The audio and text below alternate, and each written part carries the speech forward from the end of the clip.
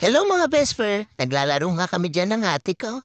Isa to sa mga paborito kong ginagawa namin ni ate. Ihagis niya yung toy tapos tatakbo ako ng mabilis para kunin yon at ibalik sa kanya. Pero akala niyo ba ganun lang yan kasimple mga best friend? Habang tumatagal, pahirap to ng pahirap.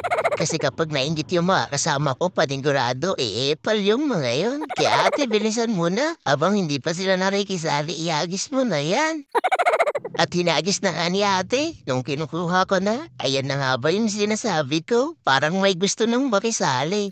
Uy, tabi, kasi harang-harang pa eh. Natagalan tuloy ako sa pag-abot nito kay ate. Yun na ate, isang round pa.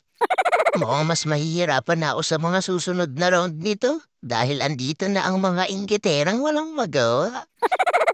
Sige na, game na. Ihagis mo na po yan, ate. Ipapakita ko kung sino kinalaban nitong mga to. Akala ata nila matatalo nila ako eh. Humanda kayo. 1, 2, takbo! Uy, asan na? Asan na? Asan na? Uy, akin yan. Uy, uy, uy, nasa na? Ilabas mo. Ay, uy, huwag mo itakbo yan.